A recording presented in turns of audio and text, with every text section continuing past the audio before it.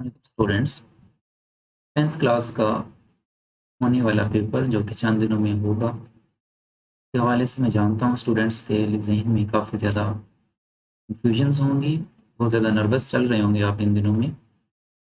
और इंग्लिश के पेपर में सब्जेक्टिव पार्ट तो हमें अमूमन गेस मिल जाता है, हम उन्हें तैयार भी करते हैं, सब्जेक्टिव पार्ट को सारा साल पढ़ाया भी जाता है। लेकिन ऑब्जेक्टिव पेपर इंग्लिश का जो होता है उसमें स्टूडेंट्स के अक्सर मार्क्स डिडक्ट होते हैं, कट जाते हैं। आज के इस वीडियो लेक्चर में हम इंग्लिश का ऑब्जेक्टिव पेपर डिस्कस करेंगे, क्योंकि ऑब्जेक्टिव्स की हम का गेस से हम नहीं कह सकते, से हम डिस्कशन कह सकते हैं ऑब्जेक्टिव पेपर की। इसमें इस लेक्चर में हम इंग्लिश के मुमकिन सवालात जो आ सकते हैं उनको एज अ गेस उन कंसेप्ट्स को डिस्कस कर लेंगे, ताकि वो सवाल जब आए आप उनके कंसेप्ट्स समझ चुके हों और आप उन्हें ईजीली कॉम्प्रीहेंड करके सॉल्व कर सकें। तो मेरे साथ रहिएगा, मेरा नाम उमर खताब है। तो चलिए आज का लेक्चर शुरू करते हैं। हमारे पास जो एमसीक्यूज के मार्क्स होंगे ऑब्जेक्टिव पेपर का, टोटल मार्क्स 19 होते हैं। इन 19 मार्क्स को मुख्तलिफ क्वेश्चंस में डिवाइड किया गया है। ऑप्शंस आपके सामने होंगी, आपके ऑप्शंस में कोई एक आंसर सही होगा, आपने उसको फाइंड आउट करना होगा। तो पेपर का क्वेश्चन नंबर 1 4 पोर्शंस में डिवाइड किया गया है। सबसे पहला क्वेश्चन होगा choose the correct form of verb. ये 5 मार्क्स के यहाँ से आपका क्वेश्चन लिया जाएगा। तो लेट्स डिस्कस। सपोज हमारे पास सबसे पहली एमसीक्यूज हो, how long ago dash you come here. आपके सामने 4 ऑप्शंस दिए गए हैं, alpha, to, beta did, charlie had और डेल्टा है हमारे पास आर। तलबा याद रखिएगा, हमारे पास इस क्वेश्चन का जो करेक्ट आंसर होगा वो डिड होगा, ऑप्शन बी। अब ऐसा क्यों है? देखिए, हर एमसीक्यूज में कोई एक ऐसा वर्ड होता है जो हमारी रहनुमाई करता है, हमें गाइड करता है, हमें एक इंडिकेशन देगा कि इसका करेक्ट आंसर क्या होने वाला है। आपने वो वर्ड ढूंढना होता है। अब जैसा कि इस सेंटेंस में अगर मैं देखूं तो ये लफ्ज़ अगो जो है ये पास्ट को रिप्रेजेंट करता है। अब जब पास्ट को ये अगो रिप्रेजेंट करता है तो इट मीन्स कि ऑप्शन ए और ऑप्शन डी जो कि प्रेजेंट के हैं ये तो कैंसिल हो जाएंगे। बी और सी इसका मुमकिन आंसर हो सकता है, लेकिन हैड जो है वो भी इसका करेक्ट आंसर नहीं होता, क्योंकि हैड आप अगो के साथ यूज़ नहीं करते। इनका कॉम्बिनेशन अगो का बनता है पास्ट इंडेफिनिट के साथ। दैट्स वाई हम इसको डिड को सही क्वेश्चन को इसका आंसर मार्क करेंगे। याद रखिएगा, आपका कोई भी पास्ट टाइम को रिप्रेजेंट करने वाला वर्ड हो, कोई पास्ट टाइम रिप्रेजेंट करने वाला एडवर्ब हो, तो वो आपका हमेशा पास्ट इंडेफिनिट में ही बनेगा। जैसे अगो, एस्टरडे, लास्ट, पास्ट, ठीक है। इस तरह का अगर कोई आपको वर्ड मिलेगा तो वो आपका हमेशा पास्ट इंडेफिनिट में ही बनता है। दूसरी चीज़ आप ये समझ सकते हैं कि अगर हैड हो तो हमें पता है कि हैड के बाद हम वर्ब की थर्ड फॉर्म यूज़ करते हैं, और डिड के बाद आगे चल के वर्ब की फर्स्ट फॉर्म यूज़ की जाती है। और इस सेंटेंस में आप देख सकते हैं कि हमारे पास डिड के साथ फर्स्ट फॉर्म मौजूद है। अगो की वजह से आप इसको डिड को मार्क कर देंगे। दूसरा क्वेश्चन है, I dash take my meals at night. Do not, did not, have not, have taken. दोस्तों, हमें यहाँ पे इसका करेक्ट आंसर ढूंढना है, तो किस तरह से मिलेगा? याद रखिएगा, टाइम अगर किसी टेंस में दिया गया हो, जिस तरह के यहाँ दिया गया है नाइट, साथ प्रेपोजिशन लगा रखी है, जब भी टाइम के साथ प्रेपोजिशन आए, एट हो, ठीक है, इन हो, ऑन हो, तो वो टेंस आपका हमेशा प्रेजेंट में ही बनता है, क्योंकि ऐसा टेंस अमूमन हमारी हैबिट्स को, हमारे रूटीन्स को रिप्रेजेंट करता है। तो ये चूंकि सेंटेंस हमारी हैबिट को डिस्क्राइब कर रहा है, तो दैट्स वाई आप इसको प्रेजेंट इंडेफिनिट में बनाएंगे। लेकिन अगर एट की जगह पे यहाँ पे वर्ड होता है लास्ट, मैं आपके साथ पहले एमसीक्यूज में डिस्कस कर चुका हूँ, लास्ट, पास्ट, इस तरह के वर्ड हों तो आप उन्हें पास्ट इंडेफिनिट में बनाते हैं। लेकिन चूंकि यहाँ पे लास्ट नाइट नहीं लिखा गया, एट नाइट है, एट नाइट मीन्स आप प्रेजेंट में बनाएंगे। अब प्रेजेंट का हमारे पास डू है, हैव है और हैव टेकन है। हमारे पास हैव टेकन आएगा नहीं, क्योंकि हम यहाँ पे वर्ब तो ऑलरेडी लिख चुके हैं। हमें सिर्फ हेल्पिंग वर्ब फाइंड आउट करना है, तो आई डू नॉट हो सकता है या आई हैव नॉट हो सकता है। अब प्रेजेंट इंडेफिनिट में आपको पता है हैव नॉट नहीं होता, डू नॉट इसका करेक्ट आंसर हो जाएगा। I do not take my meals at night. Third MCQs, she dash her baby now. देखिए दोस्तों, हमारे पास यहाँ पे वर्ड दिया गया है नाउ। नाउ रिप्रेजेंट करता है किसी ऐसे काम को जो अभी चल रहा हो, अभी उसमें कंटिन्यूटी हो, अभी वो रुका ना हो, कंप्लीट ना हुआ। तो यहाँ पे आप कंटिन्यूटी के लिए आपको पता है कि हम प्रेजेंट कंटिन्यूस या पास्ट कंटिन्यूस यूज करते हैं ये। और नाउ मीन्स प्रेजेंट कंटिन्यूस, यानी जब बोला जा रहा है उस वक्त ये काम किया जा रहा है।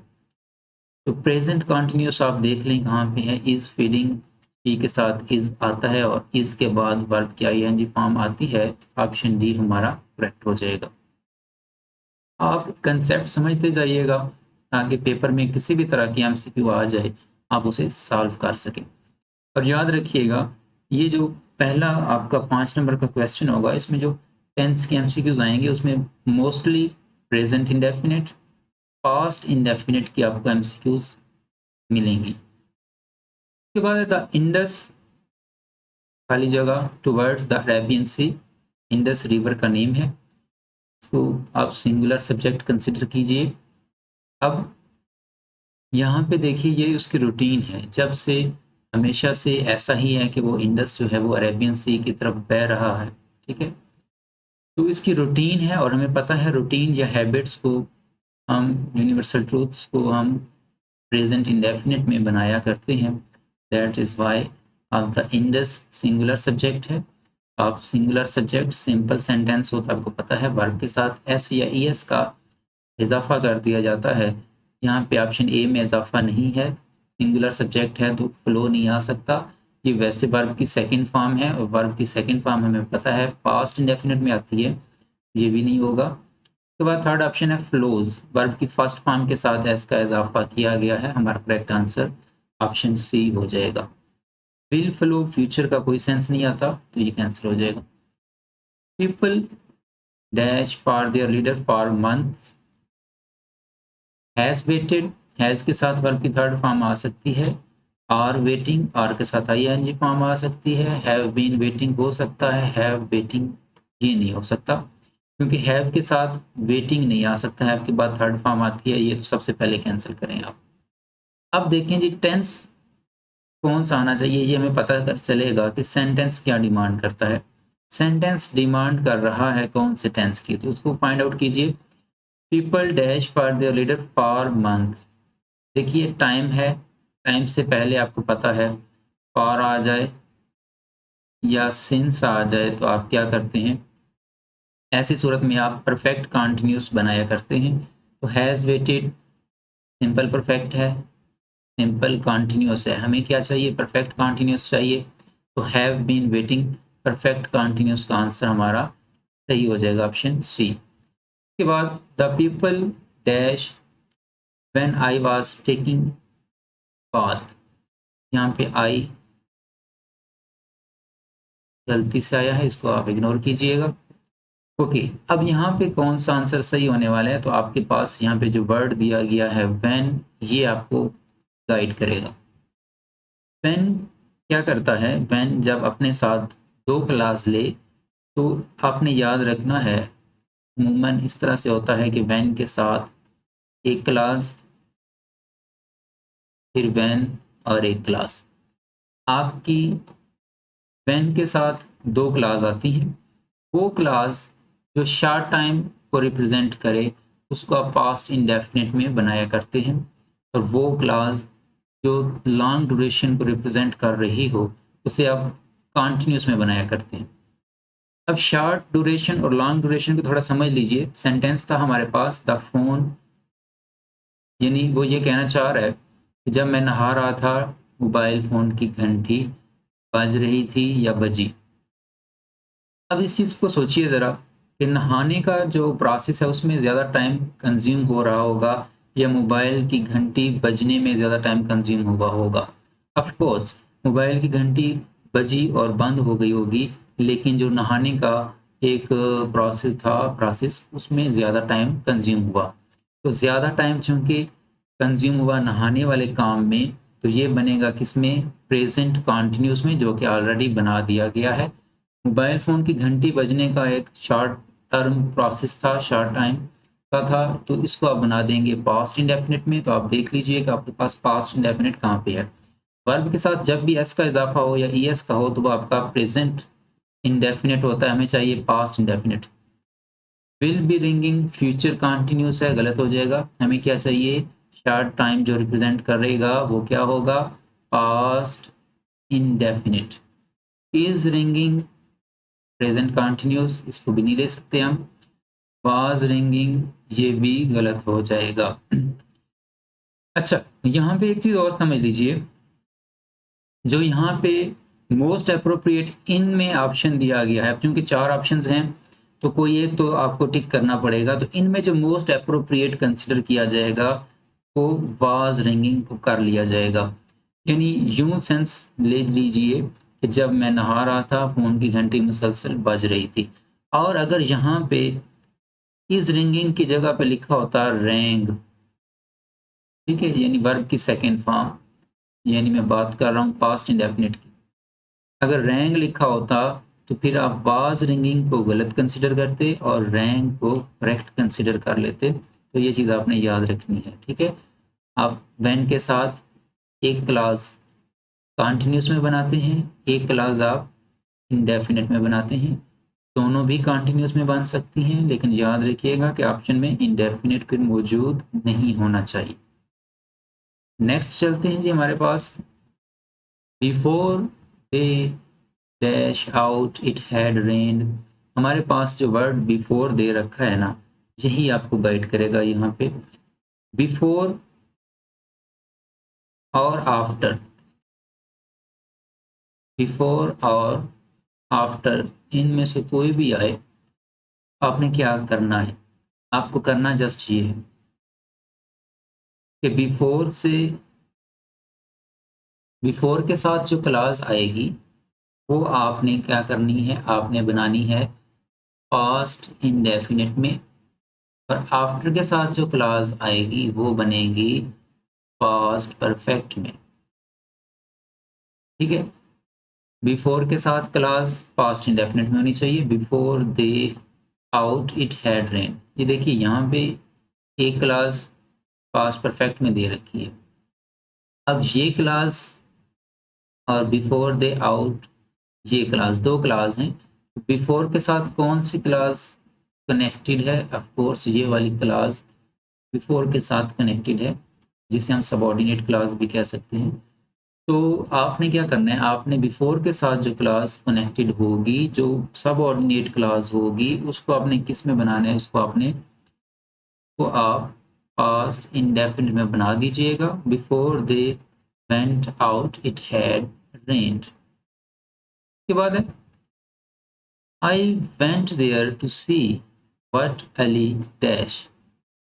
आई वेंट, दोस्तों वेंट पास्ट को रिप्रेजेंट कर रहा है।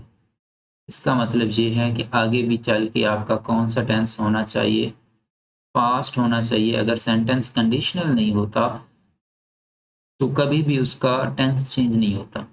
कंडीशनल सेंटेंसेस में सेंटेंस एक होता है और उसमें एक क्लास का और टेंस हो जाता है, दूसरी क्लास का और हो जाता है। लेकिन अगर सेंटेंस में कोई कंडीशन, कोई शर्त नहीं है, तो फिर कभी भी उस टेंस, उस सेंटेंस के टेंसेस को चेंज नहीं किया जाता, जहाँ तक फुल स्टॉप होता है वहाँ तक एक ही टेंस को फॉलो किया जाता है। आई वेंट चूंकि पास्ट है तो आगे जो डैश दे रखी है यहाँ पे भी पास्ट आना चाहिए। तो डज तो आपका फिर कैंसिल हो जाएगा, इज डूइंग प्रेजेंट है कैंसिल हो जाएगा, हैज डिड कैंसिल हो जाएगा, वाज डूइंग आपका करेक्ट आंसर कंसिडर किया जाएगा। If he comes I dash him, भी मैं बात कर रहा था कंडीशनल सेंटेंसेस की और हमारे सामने एक कंडीशनल सेंटेंस मौजूद है। अगर वो आता है तो मैं उसकी मदद करूंगा। कंडीशन शर्त क्या है कि मैं उसकी तब मदद करूंगा अगर वो मेरे पास आएगा मदद मांगे। तो ये हमारे पास शर्त है, उसका आना ज़रूरी है तभी मदद की जाएगी, तो इसे कहते हैं हम कंडीशनल सेंटेंस। अब कंडीशनल सेंटेंसेस हमारे पास 4 तरह के होते हैं। 0 टाइप का होता है, टाइप 1 होती है, टाइप 2 होती है और टाइप 3 होती है। अब 0 टाइप में क्या होता है कि आपके दोनों सेंटेंसेस के जो पार्ट्स होते हैं, दोनों क्लासेस जो होती हैं, उनमें कोई यूनिवर्सल ट्रूथ, कोई साइंटिफिक ट्रूथ को बयान किया जाता है। सपोज अगर मैं कहता हूँ if I throw a ball up it comes back. अब इसमें दोनों क्लासेस को प्रेजेंट में बनाया गया क्योंकि ये एक फैक्ट है कि अगर मैं बॉल के ऊपर फेंकता, if I throw a ball up, वो वापस आती है, हकीकत है, सच है। इट कम्स बैक, ठीक है। इट केम बैक आप बोल देंगे तो वो गलत हो जाएगा क्योंकि फैक्ट है, तो दोनों आपको क्लासेस प्रेजेंट में बनानी है। उसके बाद आता है टाइप 1। टाइप 1 में आपका कंडीशन जो होती है वो प्रेजेंट में होती है और जो दूसरी क्लास होगी वो आपकी फ्यूचर में होगी, फ्यूचर इंडेफिनिट में। जैसा कि ये सेंटेंस है इफ ही कम्स, अगर वो आता है, आई खाली जगह हिम। अब यहाँ पे देखिए आपकी जो कंडीशन वाली क्लास है वो किस टेंस में है, ही कम्स। वर्ब की फर्स्ट फॉर्म के साथ अगर एस या ई एस का इजाफा किया जाए तो इट मीन्स वो कौन सा टेंस है, वो हमारा प्रेजेंट इंडेफिनिट टेंस बनता है। अब जब प्रेजेंट इंडेफिनिट टेंस में कंडीशन है तो आपका जो सेंटेंस का दूसरा पार्ट होगा वो किसमें होगा, जो फ्यूचर इंडेफिनिट का आपका होता है। दैट इज वाई आप चेक कर लें कि फ्यूचर इंडेफिनिट होना चाहिए। हेल्प, हमें पता है कि फ्यूचर इंडेफिनिट है तो अब उसमें विल शैल प्लस वर्ब की फर्स्ट फॉर्म होगी, विल या शैल होगा साथ वर्ब की फर्स्ट फॉर्म होगी, तो हेल्प्स नहीं होगा, हेल्प्स वर्ब के साथ एस का एडिशन है तो इट मीन्स प्रेजेंट इंडेफिनिट है। विल साथ वर्ब की फर्स्ट फॉर्म है, ये होगा आपका करेक्ट आंसर। हैड हेल्प भी गलत हो जाएगा। I hope you have understood. Next slide है व्हेन यू कम। अच्छा, ये हमारे पास एमसीक्यूज जस्ट 5 आएंगी। मैं आपके साथ ये कुछ ज़्यादा एमसीक्यूज इसलिए डिस्कस कर रहा हूँ ताकि कोई भी कंसेप्ट रह ना जाए पेपर में, जिस तरह की भी मरूजी आए आप उसको कंप्लेंट कर पाएँ, उससे सॉल्व कर पाएँ।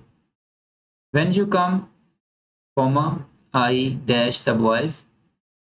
इस सेंटेंस को अगर देखें तो यहाँ पे जो हमें गाइड करेगा वर्ड वो व्हेन रहेगा।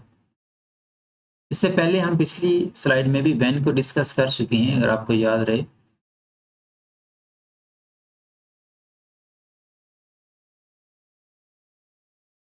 व्हेन, जी यहाँ पे हमने इसको डिस्कस किया था। ये थर्ड देखिएगा, the phone wrong when I was taking bath. यहाँ पे हमने व्हेन को डिस्कस किया था कि व्हेन के साथ 2 क्लासेस आएंगी, एक पास्ट कंटिन्यूस की होगी और एक पास्ट इंडेफिनिट की होगी, या दोनों पास्ट कंटिन्यूस की होंगी। अब यहाँ पे जो नेक्स्ट हमारे पास है, इसमें आप देखिएगा कि व्हेन के बाद जो क्लास है उसमें टेंस कौन सा दिया गया है, व्हेन यू कम वर्ब की फर्स्ट फॉर्म है, इट मीन्स कि हमारे पास टेंस कौन सा है, प्रेजेंट इंडेफिनिट टेंस है। और अगर मैं वापस आता हूँ तो यहाँ पे व्हेन के बाद जो टेंस दिया गया है वो है वाज टेकिंग, इट मीन्स यहाँ पे पास्ट कंटिन्यूस व्हेन के बाद यूज़ किया गया है। जब व्हेन के बाद पास्ट कंटिन्यूस यूज़ किया जाए तो आप या तो दूसरी क्लास में पास्ट कंटिन्यूस यूज़ करते हैं या फिर दूसरी क्लास में आप पास्ट इंडेफिनिट यूज़ किया करते हैं। लेकिन अगर ऐसा ना हो, व्हेन के बाद अगर आपका टेंस आ जाए प्रेजेंट इंडेफिनिट, इट मीन्स अब आपको क्या करना है, अब आपको दूसरा जो पार्ट होगा उसमें आपको फ्यूचर का टेंस बनाना होगा। व्हेन यू कम, देख लीजिए फ्यूचर कहाँ पे है, विल बी टीचिंग हो सकता है, करेक्ट आंसर है आपका। टीच फ्यूचर का नहीं है, आई एम टीचिंग गलत हो जाएगा क्योंकि ये प्रेजेंट कंटिन्यूस, हमें फ्यूचर कंटिन्यूस चाहिए। स्टार्ट तो वैसे पास्ट इंडेफिनिट है, ये भी गलत हो जाएगा, तो हमारा correct answer will be teaching हो जाएगा। आई होप आप समझ चुके होंगे।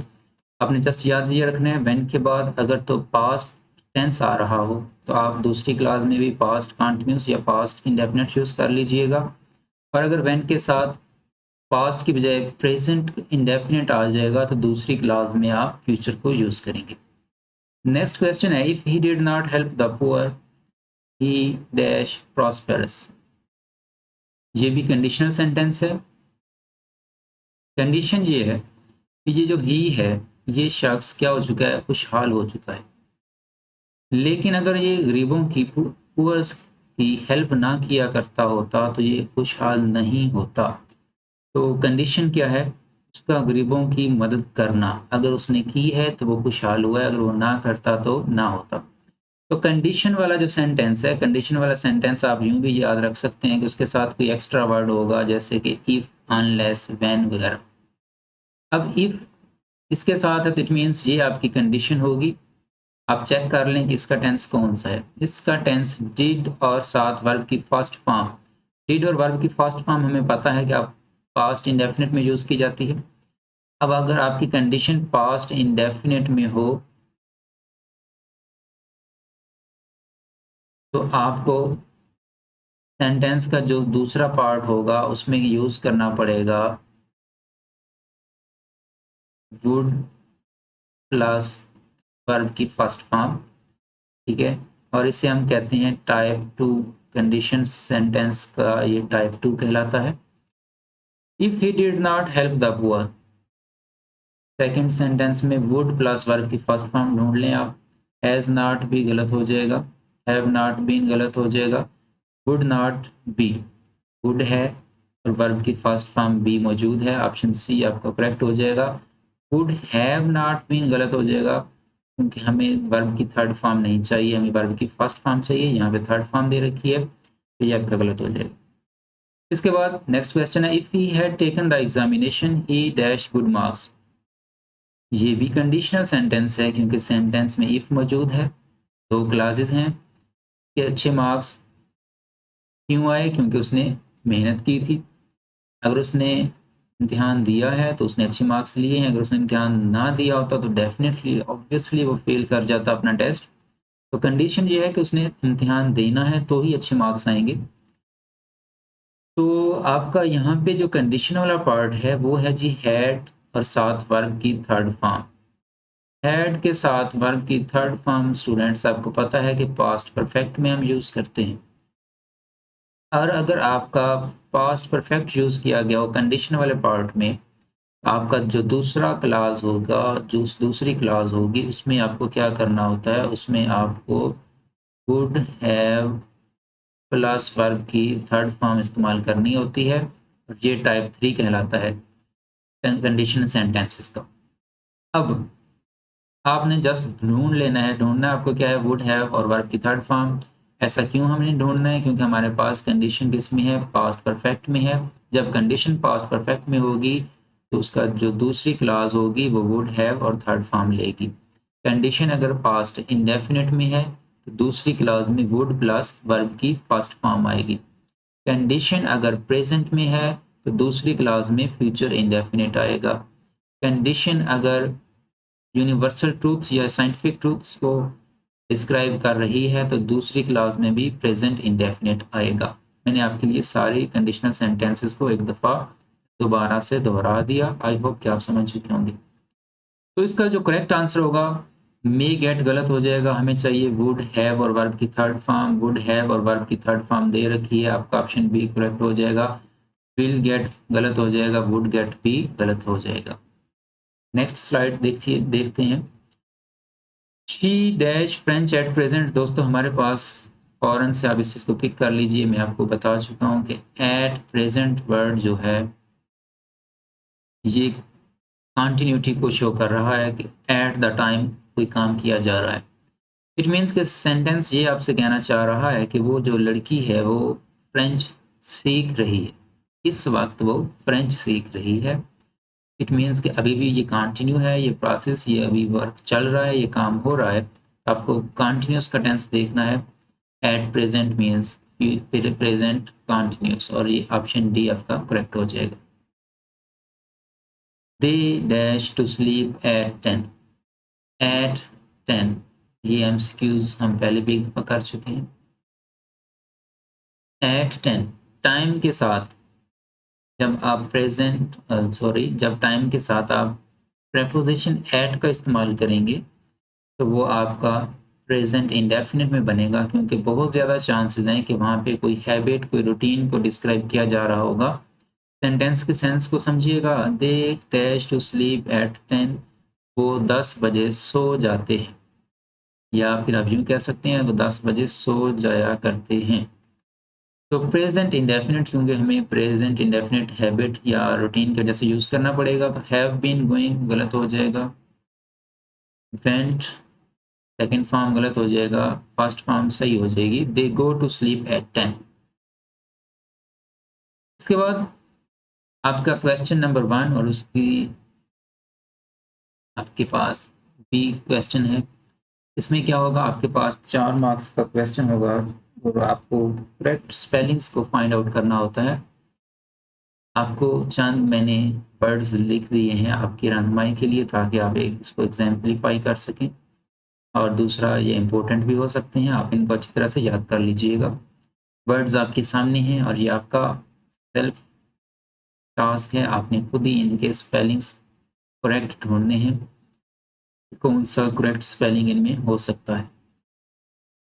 स्क्रीनशॉट ले लीजिएगा और इनके स्पेलिंग्स करेक्ट कर लीजिएगा। नेक्स्ट हमारे पास है, इस जुज़ में आपको क्या करना होता है, आपको अगेन 5 मार्क्स के एमसीक्यूज दिए जाते हैं, जिनमें अमूमन 3 सिनोनिम्स होते हैं।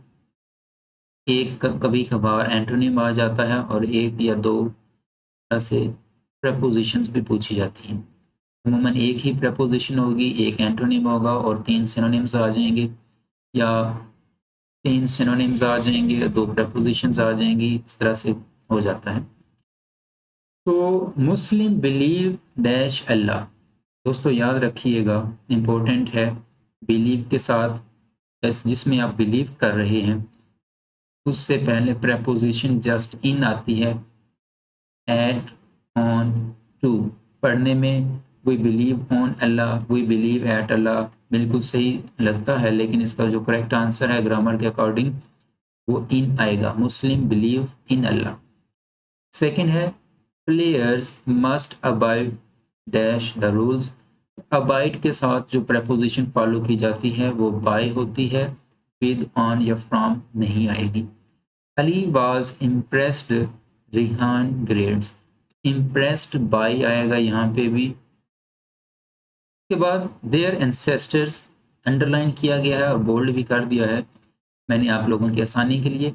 अब आपको क्या करना है, आपको इस अंडरलाइन किए हुए वर्ड को देखना है और पूछा जाएगा आपसे कि इसका, या आपको एंटोनिम बताना होगा या फिर आगे लिखा जाएगा कि इसका सिनोनिम बताएं।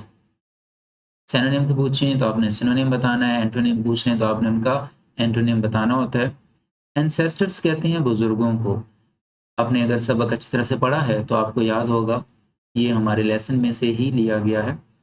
एंसेस्टर्स आबा अजदाद को कहते हैं, तो रिलेटिव्स गलत आंसर है, ब्रदर्स गलत है, फोर फादर्स का करेक्ट आंसर हो जाएगा। सक्सेसर्स कहते हैं जानशीन को, जो बाद में आने वाले होंगे। ठीक है, हमें यहाँ पे बाद में आने वालों की बात नहीं की जा रही, यहाँ पे गुजरे हुए लोगों की बात की जा रही है, उन्हें आप कहते हैं एंसेस्टर्स। करेक्ट इसका आंसर, इसका सिनोनिम हो जाएगा फोर फादर्स।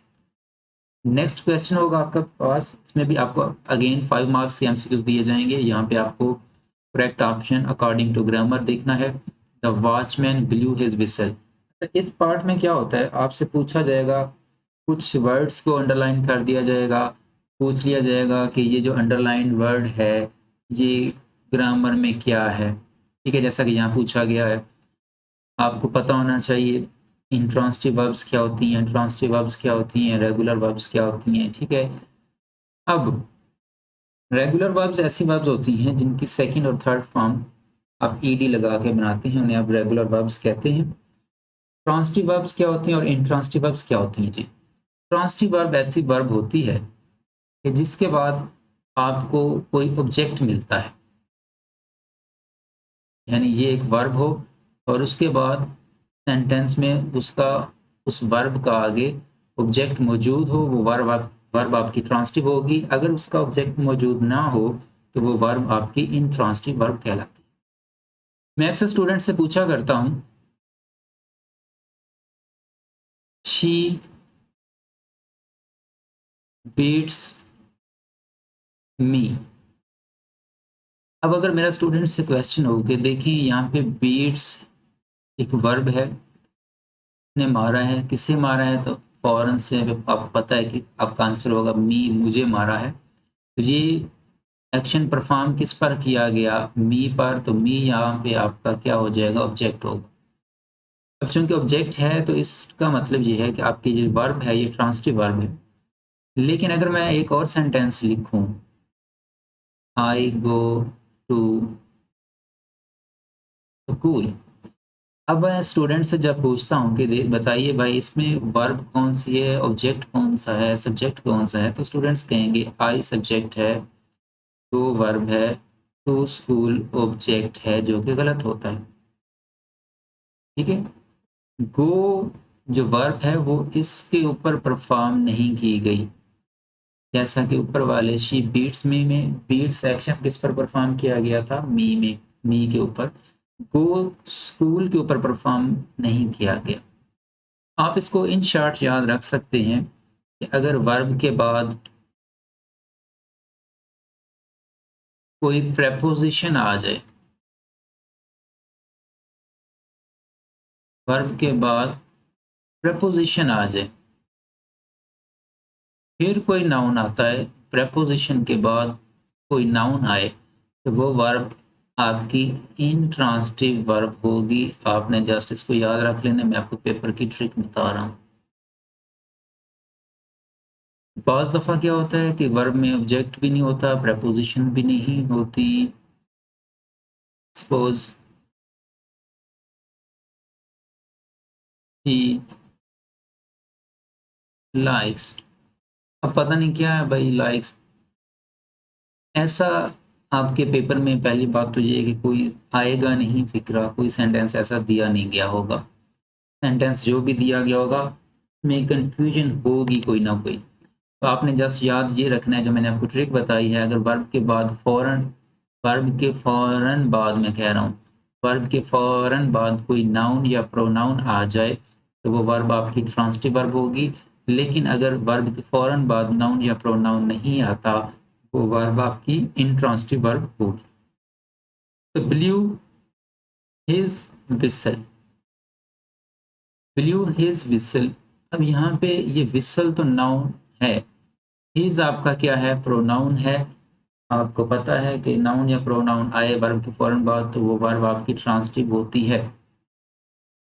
अच्छा, यहाँ पे एक और चीज समझिएगा, she gave, she gave a pen, she gave a pen. अब यहाँ पे वर्ब के फौरन बाद आर्टिकल दिया गया है और फिर नाउन आया है, तो अब ये गेव क्या है, ट्रांसिटिव वर्ब होगी या इंट्रांसिटिव होगी। दोस्तों याद रखिएगा, आर्टिकल नाउन के लिए ही आया करता है। अगर आर्टिकल आया है फौरन बाद फिर कोई नाउन आया है तो भी वो वर्ब आपकी ट्रांसिटिव ही होगी। Just prepositions in, on, at, ठीक है, ये जो प्रेपोजिशंस होती हैं ये अगर कोई आ जाए, कोई भी प्रेपोजिशन, मैंने आपको एग्जांपल के लिए दो तीन बताई हैं, कोई भी प्रेपोजिशन आ जाए उसके बाद नाउन आए तो वो वर्ब आपकी ट्रांसिटिव नहीं होती। इसके बाद है जी समवन एट माई कुकीज। जी, कुकीज़ हम बिस्किट्स को कहते हैं। आमतौर पर लोग अपनी फ्रेंड्स को भी, अपनी बेस्ट टीचर्स को भी कुकीज़ कह देते हैं। लेकिन खैर समवन एट माई कुकीज़। अब यहाँ से पूछा गया, आपसे क्वेश्चन किया गया है कि समवन जो अंडरलाइन कर रखा गया है, ये पर्सनल प्रोनाउन है, रिलेटिव प्रोनाउन है, इंडेफिनिट प्रोनाउन है या इंटेरोगेटिव प्रोनाउन है। दोस्तों याद रखिएगा, समवन यहाँ पे आपका पर्सनल प्रोनाउन भी हो सकता है और इंटेरोगेटिव प्रोनाउन भी हो सकता है। आपको इसमें से आइडेंटिफिकेशन आपने जो याद रखनी है वो जस्ट आपने ये याद रखनी है कि समवन आपका पर्सनल प्रोनाउन उस वक्त होता है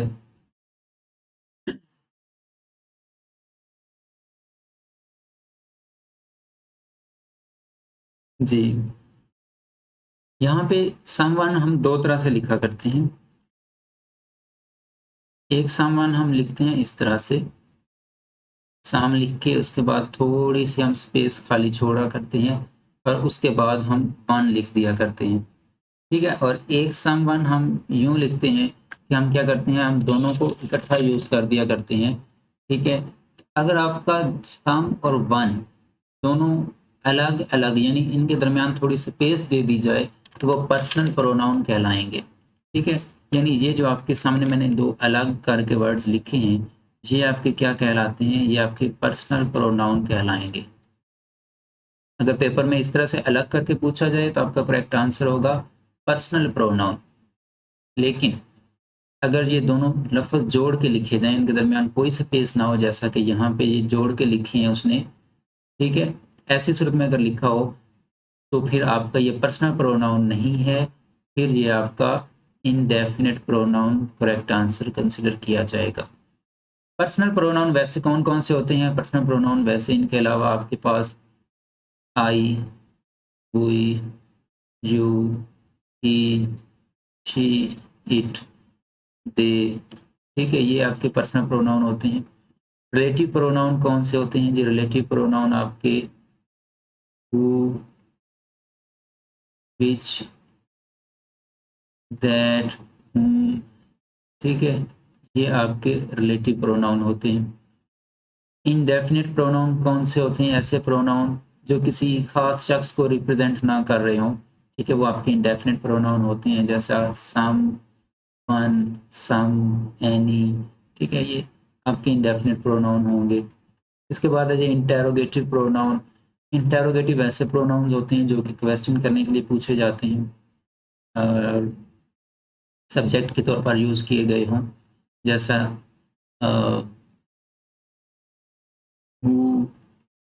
who is making a nice, ठीक है। अब यहाँ पे हु आपका जो है वो आपका इंटेरोगेटिव प्रोनाउन है, बिकॉज हु के फ़ौरन बाद हमने क्या लिखा है, हु इज़। अब हमें पता है कि इज़ तो हेल्पिंग वर्ब है, उससे पहले क्या आता है, सब्जेक्ट आता है। तो जब आपका ये सब्जेक्ट के तौर पर कोई इस तरह का क्वेश्चन वर्ड यूज़ किया जाए, कोई भी WH वर्ड जब सब्जेक्ट के तौर पर यूज़ किया जाए तो आपका इंटेरोगेटिव प्रोनाउन होता है। इसके बाद नेक्स्ट ऑप्शन क्वेश्चन है हमारे पास, the accident was due to his ruthlessness, ठीक है। अब आपसे क्वेश्चन किया गया है कि ये कलेक्टिव नाउन है, कंक्रीट है, एब्स्ट्रैक्ट है या मटेरियल है। तो आपने याद रखना है कि NES जिस भी लफ्ज़ के आखिर पे आ जाए, NES हो जाए, MENT आ जाए, LESS आ जाए, ठीक है। LESS को रहने दें क्योंकि ये एडजेक्टिव में भी आ सकता है। MENT आ जाए, NESS आ जाए, TION आ जाए, ठीक है, ITY आ जाए, यानी वो वर्ड आपका एब्स्ट्रैक्ट नाउन होगा। एब्स्ट्रैक्ट नाउन वैसे होता क्या है? एब्स्ट्रैक्ट नाउन ऐसा नाउन होता है जिसे हम फील करते हैं, जिसे हम देख नहीं सकते, जिसे हम अपनी सेंसेस के साथ महसूस नहीं करते, हम जस्ट फील करते हैं, पकड़ नहीं सकते, छू नहीं सकते, चख नहीं सकते, ठीक है, सुन नहीं सकते, वो आपका नाउन एब्स्ट्रैक्ट नाउन होता है। कलेक्टिव नाउन क्या होता है? जो किसी चीज़ के ग्रुप को जाहिर करे, जैसे स्टूडेंट्स के ग्रुप को आप क्लास कहते हैं, सोल्जर्स के ग्रुप को आप आर्मी कह देते हैं, ठीक है। ऐसे ग्रुप को जाहिर करने वाले वर्ड को आप क्या कहते हैं? आप कलेक्टिव नाउन कहते हैं। कंक्रीट नाउन किसे कहते हैं? देखिए, मटेरियल से जो चीज़ बनी हो, जिस तरह से चेयर है वो एक मटेरियल से बनती है, ठीक है, उसे आप कंक्रीट नाउन कहते हैं। मटेरियल नाउन किसे कहते हैं? वो चीज़ जो कोई चीज़ बनाने में इस्तेमाल हो, जिस तरह के चेयर बनाने में वुड का इस्तेमाल किया जाता है, वो चीज़ जो चीज़ें बनाने में इस्तेमाल होती है उसे आप मटेरियल नाउन कहते हैं। इसके बाद the man dash you are talking to at the meeting is my cousin. आपसे पूछा गया है कि यहाँ पे आप कौन सा वर्ड यूज़ करोगे? Demonstrative pronoun, indefinite pronoun, personal pronoun या फिर रिलेटिव प्रोनाउन। दोस्तों याद रखिएगा, रिलेटिव प्रोनाउन ऐसा प्रोनाउन होता है कि जो सब्जेक्ट के तौर पर भी यूज़ हो, जो प्रोनाउन के तौर पर भी यूज़ हो। ठीक है, रिलेटिव प्रोनाउन किसे कहते हैं? ऐसा वर्ड जो प्रोनाउन के तौर पर भी यूज़ हो और उसके साथ साथ वो कंजंक्शन के तौर पर भी सेंटेंस में यूज़ किया जाए। कंजंक्शन कहते हैं किसी चीज़ को जोड़ने वाला लफ्ज़। ठीक है, अब यहाँ पे आपका वर्ड डिमॉन्स्ट्रेटिव सबसे पहला ऑप्शन है। डिमॉन्स्ट्रेटिव क्या होते हैं? डिमॉन्स्ट्रेटिव कहते हैं किसी चीज़ को इंडिकेट करने वाला वर्ड। डिमॉन्स्ट्रेटिव में आपके पास दिस, दैट, दीज, दोज, ये आपके डिमॉन्स्ट्रेटिव प्रोनाउन होते हैं। इंडेफिनिट प्रोनाउन मैं आपको पीछे डिस्क्राइब कर चुका हूँ, पर्सनल प्रोनाउन भी डिस्क्राइब कर चुका हूँ, रिलेटिव प्रोनाउन भी मैं पीछे बता चुका हूँ। रिलेटिव प्रोनाउन कौन कौन से होते हैं हमारे पास, ये मैंने आपके सामने लिखे थे, इसे आपने उम्मीद है कि नोट कर लिया होगा। तो यहाँ पे आपसे पूछा ये जा रहा है, यहाँ पे मिसिंग दिया गया है वर्ड, यहाँ पे होना चाहिए था कोई एक रिलेटिव प्रोनाउन। वो रिलेटिव प्रोनाउन कौन सा होगा? वो रिलेटिव प्रोनाउन हमारे पास हु भी था, whom भी था, दैट भी था, विच भी था। तो यहाँ पे रिलेटिव प्रोनाउन कोई एक मौजूद होना चाहिए था और मोस्ट प्रोबेबली यहाँ पे whom आता है। आपसे पूछा ये गया है, whom को अंडरलाइन करके, ये टाइपिंग एरर है, तो आप कंसिडर कर लीजिए। The man whom you are talking to at the meeting is my cousin. whom बताइए कौन सा प्रोनाउन है? तो whom आपका रिलेटिव प्रोनाउन है। उसके बाद I am afraid I can not afford to spend too much money. कहता है मैं माजरत चाहता हूँ, मुझे अफसोस है कि मैं आपके ऊपर मैं ज़्यादा ये मनी रकम अफोर्ड नहीं कर सकता। अब टू और वर्ब की फर्स्ट फॉर्म, ये जब भी आपसे पूछा जाए कि टू और वर्ब की फर्स्ट फॉर्म ये क्या कहलाते हैं, आपका एक ही आंसर होना चाहिए, Geraint participle infinitive present participle में से कि ये आपके इन्फिनिटिव कहलाते हैं। ठीक है, टू प्लस वर्ब की फर्स्ट फॉर्म इन्फिनिटिव को कहते हैं। प्रेजेंट पार्टिसिपल किसे कहते हैं जी? वर्ब की first form plus ING present participle होता है। पार्टिसिपल किसे कहते हैं? वर्ब की सेकंड फॉर्म को, वर्ब की थर्ड फॉर्म को पार्टिसिपल और पास्ट पार्टिसिपल हम कहते हैं। जेरेंट किसे कहते हैं? वर्ब की फर्स्ट फॉर्म प्लस आईएनजी को हम जेरेंट कहते हैं। अब यहाँ पे ये और ये कॉमन है, एक जैसे हैं, सिमिलर हैं। अब यहाँ पे फ़र्क आपने ये याद रखना है कि ये जो जेरेंट होता है ये आपका नाउन के तौर पर यूज़ किया जाता है और प्रेजेंट पार्टिसिपल जो होता है ये आपका वर्ब या फिर एडजेक्टिव के तौर पर यूज़ किया जाता है। आपने अक्सर सिगरेट केस के ऊपर बाहर लिखा हुआ पढ़ा होगा, smoking is injurious to health. ठीक है, अब यहाँ पे smoking is injurious to health, ये तो है आपका वर्ब। वर्ब से पहले क्या आता है? सब्जेक्ट आता है ना, तो यहाँ पे सब्जेक्ट की जगह पे क्या आया है? आईएनजी आई है। और आपको पता है सब्जेक्ट या कोई नाउन होगा या कोई प्रोनाउन होगा। इसी तरह से ऑब्जेक्ट भी क्या होता है? ऑब्जेक्ट भी कोई नाउन या प्रोनाउन होता है। अगर आईएनजी आपको सब्जेक्ट की जगह पे या फिर आईएनजी आपको ऑब्जेक्ट की जगह पर मिले तो वो आईएनजी आपका जो होगा वो आपका क्या होगा? वो आपका प्रेजेंट, सॉरी, वो आपका जेरेंट होगा। जब आईएनजी नाउन या जब आईएनजी सब्जेक्ट या ऑब्जेक्ट की जगह पर मिले तो वो आईएनजी आपकी जेरेंट कहलाती है। जैसा कि smoking is injurious to health, swimming is my passion, driving is my hobby. ठीक है, ये सारी आईएनजी जो जब भी आपकी सब्जेक्ट की जगह पे या ऑब्जेक्ट की जगह पे आ जाएंगी तो वो आपकी जेरेंड कहलाएंगी। लेकिन ही इज़ प्लेइंग क्रिकेट, अब यहाँ पे प्लेइंग वर्ड जो है वो आपका प्रेजेंट पार्टिसिपल है क्योंकि वर्ब के तौर पर यूज़ किया गया है। ठीक है, इसी तरह से एडजेक्टिव के तौर पर I love reading books, I love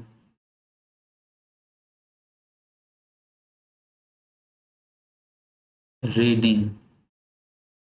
अच्छा, अब यहाँ पे देखिए ये तो है वर्ब, ये क्या है, आई लव रीडिंग, ये आपका यहाँ पे वो चीज़ है जिसे वो पसंद करता है, और जिसको ये पसंद करता है यानी ये वर्ब जिसके ऊपर परफॉर्म किया जा रहा है, ये काम जिसके ऊपर किया जा रहा है, वो क्या होगा, वो आपका डेफिनेटली कोई ऑब्जेक्ट होगा। अब आपको मैं बता चुका हूँ ऑब्जेक्ट आपका हमेशा क्या होता है, ऑब्जेक्ट आपका अगर आईएनजी फॉर्म में आएगा तो वो आपका नाउन कंसिडर किया जाता है यानी कि जेरेंड कंसिडर किया जाता है। यहाँ पे ये आपका रीडिंग क्या है, जेरेंड है। लेकिन अगर मैं आगे ये भी लिख देता हूँ I love reading, INTERESTING, interesting stories. अब यहाँ पे इंटरेस्टिंग वर्ड जो है ये भी आईएनजी ही है, रीडिंग भी आईएनजी ही है, लेकिन रीडिंग आपका जेरेंड होगा, इंटरेस्टिंग आपका प्रेजेंट पार्टिसिपल हो जाएगा। क्यों? क्योंकि वो स्टोरीज को डिस्क्राइब कर रहा है कि किस तरह की स्टोरी उसको पढ़नी अच्छी लगती है जो इंटरेस्टिंग हो।